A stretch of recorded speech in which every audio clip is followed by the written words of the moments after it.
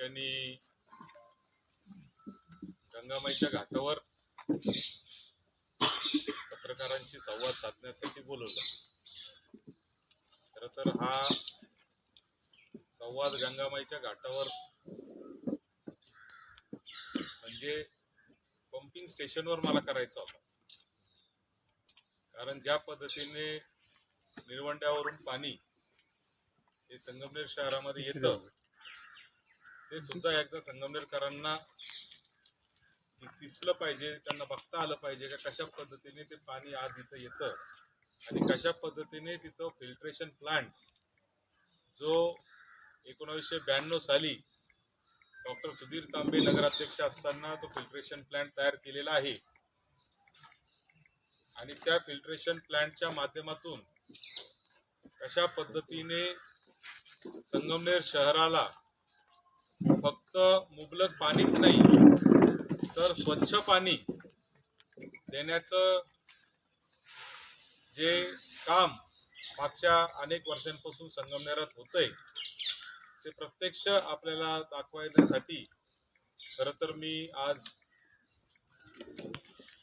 Pumping स्टेशनवरच ही पत्रकार परिषद घ्यायची असा निश्चय केला होता। पण पंपिंग स्टेशनवर काही कारणास्तव आचारसंहिता आहे आणि सगळ्या गोष्टी त्याच्यामुळं मी तिथं घेतलं नाही। परंतु मला आपल्याला या निमित्ताने सांगायचंय की ज्या शहरामध्ये खड्ड्यामध्ये उतरून पाणी भरावं लागत होतं, ज्या शहरामध्ये सगळ्यांना पाणी मिळावं म्हणून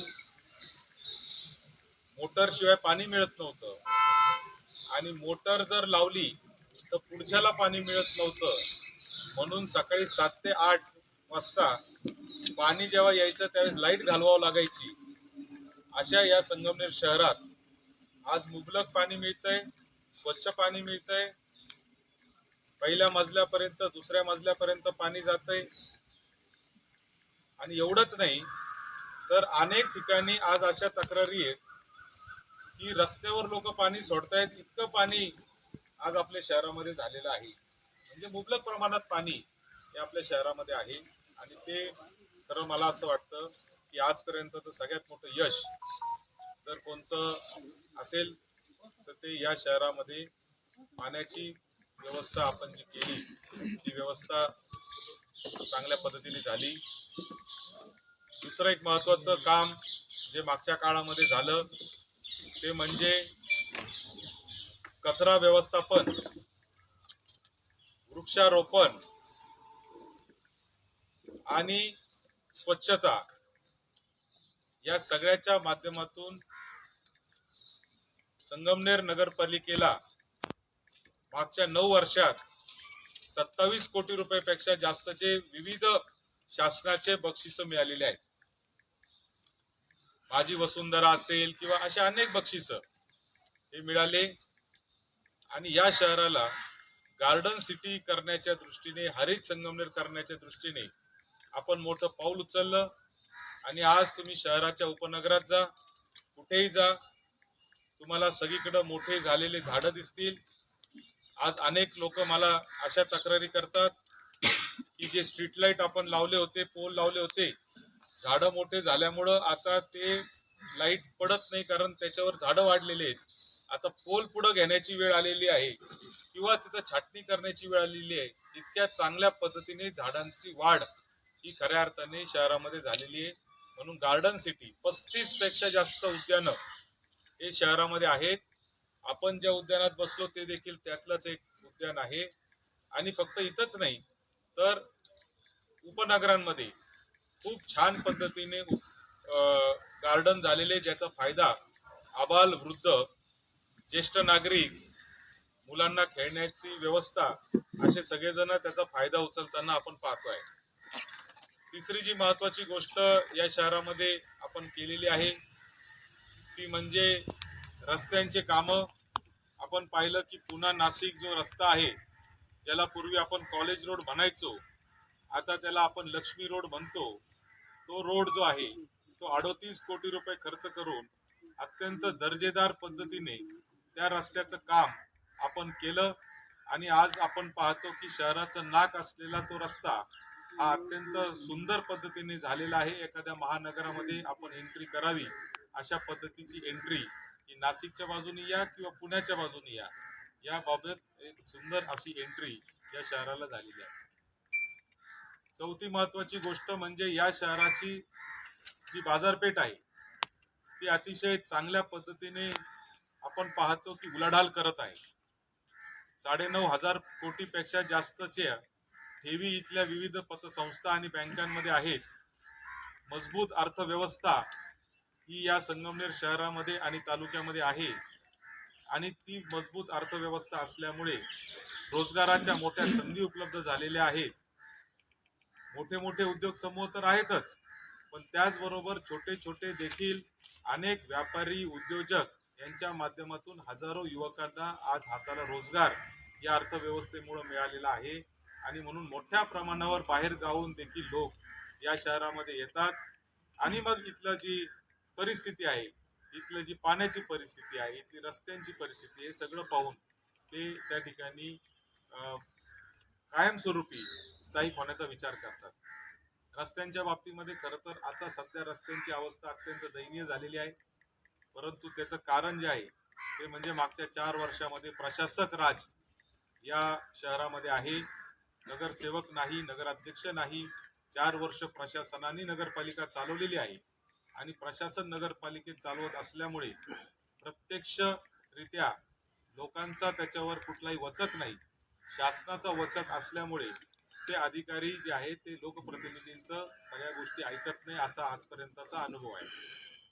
आणि दुसरं एक महत्वाचं कारण म्हणजे भुयारी गटार योजना आपल्या शहरामध्ये सुरू होती आणि म्हणून ज्या वेळेस रस्ते अनुदान दरवर्षी आपल्याला फक्त 10-15 कोटी रुपयाचं मिळायचं, परंतु आपण असं धोरणात्मक निर्णय घेतला की पहिले आपण गटारीचे कामं करून घेऊ आणि मग रस्त्याचे कामं करू. भुयारी गटार योजना एसटीपी प्लांटला झालेल्या विरोधामुळे थोडी मागं पडली आणि त्याचा परिणाम असा झाला की रस्त्यांची कामं देखील प्रलंबित झाले. म्हणून रस्त्याची अवस्था जी आहे ती काही ठिकाणी खराब आहे, परंतु बाकी इतरत्र चांगल्या पद्धतीचं रस्त्यांची परिस्थिती देखील आपली त्या माध्यमातून झालेली आहे. पाचवी सगळ्यात महत्वाची गोष्ट या नगरपालिकेच्या माध्यमातून झाली ती म्हणजे आपले स्टेडियम असतील किंवा खेळण्याच्या विविध योजना असतील, या विविध गोष्टी त्या ठिकाणी स्टेडियमच्या माध्यमातून झाल्या आणि ते जे क्रीडा संकुल आपलं आहे ते अत्यंत सुंदर असं क्रीडा संकुल आहे. त्या क्रीडा संकुलामध्ये ऑस्ट्रेलियन महिला क्रिकेट टीम सुद्धा खेळायला आली होती. इतक्या मोठ्या प्रमाणावर आंतरराष्ट्रीय खेळाडू इथं येतात आणि क्रिकेट खेळतात. इतकं सुंदर क्रीडांगण आपण केलं. आपण पाहिलं असेल की त्याच ऑस्ट्रेलियन महिलांवर इंदोर इथे काही छेडछाडीचे प्रकार घडले, मात्र संगमनेरात त्या मुली ज्यावेळेस आल्या त्यांनी खेळल्या पण. आमच्या इथल्या मुलींबरोबर त्यांनी 3 दिवस संवाद साधला, ट्रेनिंग घेतलं आणि अतिशय आनंदाने संगमनेरच्या संस्कृती प्रमाणे त्यांनी आनंदाने त्या इथं राहिल्या आणि आनंदाने त्या इथून गेल्या. कोणत्याही पद्धतीचा त्रास त्यांना झाला नाही. याच्या उलट दुसऱ्या शहरांमध्ये काय त्रास झाला त्याच्या बातम्या राष्ट्रीय पातळीवर देखील दाखवण्यात आल्या होत्या. आणि एक सगळ्यात महत्वाची गोष्ट, हे सगळा विकास करत असताना संगमनेर शहरामध्ये शांतता राहिली पाहिजे. इथल्या व्यापाऱ्यांना, छोट्या व्यापाऱ्यांना संरक्षण मिळालं पाहिजे. त्यांना त्यांचे व्यवसाय करण्याची मुभा मिळाली पाहिजे. इथले जे छोटे छोटे हातावर पोट असलेले जे श्रमिक असतील त्यांना देखील व्यवस्थित संधी रोजगाराची मिळाली पाहिजे. त्यांना कुठल्याही पद्धतीचं गुन्हेगारी, दमदाटी असा त्रास होणार नाही, असं एक व्यवस्था आपण कायम या संगमनेर शहरामध्ये केली आणि आपण पाहिलं की त्याच्यामुळे मोठ्या प्रमाणावर बाहेरगावचे लोक देखील इथं नोकरीच्या धंद्याच्या निमित्ताने आल्यानंतर इथं स्थायिक होण्याचा प्रयत्न करतात. आता मुद्दा असा आहे की नगरपालिकेची निवडणूक जाहीर झालेली आहे आणि नगरपालिकेच्या निवडणुकीमध्ये आम्ही आता संगमनेर 2.0 म्हणजे संगमनेरची पुढची आवृत्ती कशी असावी या दृष्टीने आता कामकाज सुरू केलेलं आहे. संगमनेरमध्ये मूलभूत व्यवस्था सगळ्या झाल्यात. आता संगमनेरनी भरारी घेतली पाहिजे. आम्ही काम केलंय, आता कमाल करायची. अशा पद्धतीने संगमनेरनी आता भरारी घेण्याच्या दृष्टीने पुन्हा मुंबई असतील आणि या पूर्ण आंतरराष्ट्रीय आणि राष्ट्रीय पातळीवरील मोठ्या शहरांमध्ये आमचे मुलं मुली जातात नोकरीच्या निमित्ताने, शिक्षणाच्या निमित्ताने. त्यांच्याही काही अपेक्षा आहेत. हे शहर कसं असलं पाहिजे, इथं कशा पद्धतीने काम झालं पाहिजे. तर त्या दृष्टीने संगमनेर 2.0 अशा पद्धतीने संगमनेर शहराची पुढची आवृत्ती आणण्याची जबाबदारी आता आम्ही नव्या पिढीने खऱ्या अर्थाने घेतलेली आहे. आणि म्हणून त्या दृष्टीने कशा पद्धतीने काम झालं पाहिजे, कशा पद्धतीने संगमनेरकरांचा एक विकासाचा आराखडा असला पाहिजे, असा पुढच्या 50 वर्षाचा संगमनेर शहराचा विकासाचा आराखडा तयार करण्याचं काम हे आम्ही आता येणाऱ्या काळामध्ये करणार आहे. त्यासाठी संगमनेर शहरातील, तालुक्यातील इतर रहिवासी असलेले किंवा इथले परंतु जगभराच्या कानाकोपऱ्यात गेलेल्या सगळ्या नागरिकांसाठी आम्ही एक आव्हान करतो आहे का त्यांनी समोर यावं आणि संगमनेर त्यांच्या स्वप्नातलं संगमनेर किंवा संगमनेरमध्ये कशा पद्धतीने विकास असावा याचे त्यांचे काही कल्पना असतील, सूचना असतील तर त्या त्यांनी आम्हाला कळवाव्या. आणि संगमनेरकरांचा एक जाहीरनामा आम्ही त्या माध्यमातून तयार करू आणि संगमनेरकरांच्याच इच्छा आकांक्षाप्रमाणे काम करण्याचा प्रयत्न आम्ही निश्चितपणाने करणार आहे. हा जाहीरनामा तयार करत असताना आपल्या संकल्पना त्याच्यामध्ये श्रमिक कष्टकऱ्या जनतेपासून, हमाल माथाडी कामगारांपासून, दीन दलित गोरगरीब माणसापासून ते मध्यमवर्गीय असतील, उच्च मध्यमवर्गीय असतील, नोकरी करणारे असतील, डॉक्टर, इंजिनियर, व्यावसायिक असतील, व्यापारी असतील, उद्योजक असतील, कारखानदार असतील, विद्यार्थी असतील, महिला असतील, अबालवृद्ध असतील, ज्येष्ठ नागरिक असतील, या सगळ्यांना आम्ही विश्वासात घेणार आहे. आणि त्यांना विश्वासात घेऊन संगमनेरकरांचा एक जाहीरनामा आम्ही तयार करणार आहे. त्यासाठीची ही सगळी सुरुवात आहे. आज या पत्रकार परिषदेच्या माध्यमातून मी इथे एक QR कोड आपल्या सगळ्यांसमोर देत आहे. QR कोडवर एक फॉर्म आहे. हा फॉर्म जर आपण भरला तर त्याच्यामध्ये येणाऱ्या सूचना सगळ्या आमच्याकडे येतील.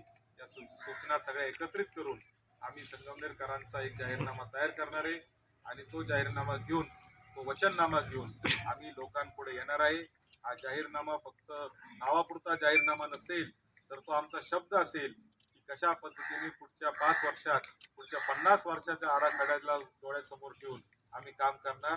याचा एक प्लॅन, याचा एक मास्टर प्लॅन, याचा एक रोडमॅप आम्ही आता संगमनेरकरांच्या पुढे ठेवणार आहे.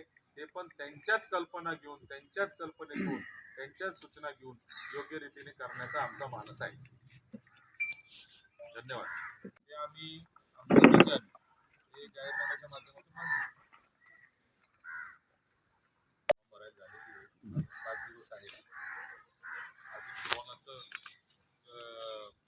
राजकीय काही दृष्टिक्षेपात नाहीये, त्यामुळे इतक्या लवकर या सगळ्या गोष्टी होतील असं मला वाटत.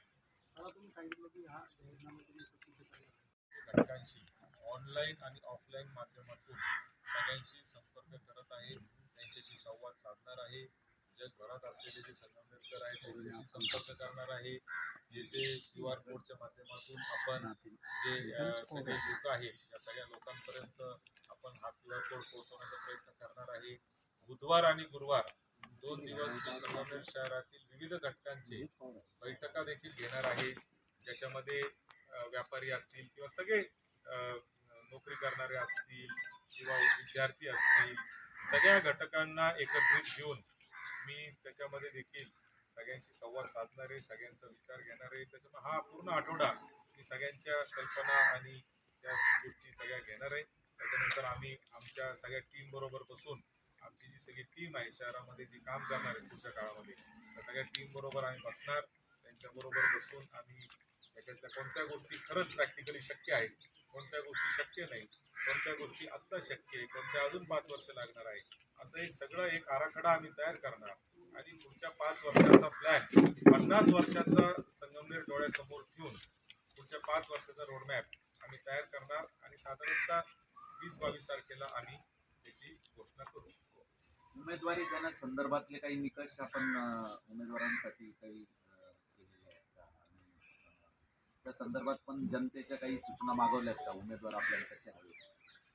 नाही, याच्यामध्ये एकदम स्पष्ट आहे. स्वतः मी असेल किंवा आमचे सर्व जे ज्येष्ठ पदाधिकारी आहेत, डॉक्टर सुधीर तांबे आहेत, दुर्गाताई आहेत, आम्ही सगळेजण जे आहे ते सगळ्या लोकांच्या भेटीगाठी घेतो आहे. लोकांना आम्ही जाऊन भेटतोय. आतापर्यंत जवळजवळ 50% शहरांमध्ये आम्ही प्रत्यक्ष संपर्क प्रत्येक व्यक्तीबरोबर केलेला आहे. प्रत्येकाचं मत आम्ही घेतोय आणि जनतेच्या मनातलाच उमेदवार द्यायचा एवढं मात्र आम्ही ठरवलेलं आहे. तुम्ही डॉक्टर तांबेंचं नाव घेतलं, दुर्गाताईंचं घेतलं, बाळासाहेब थोरातही तुमच्या बरोबर या सगळ्या प्रक्रियेत आहेत का? काय नेमकं आहे?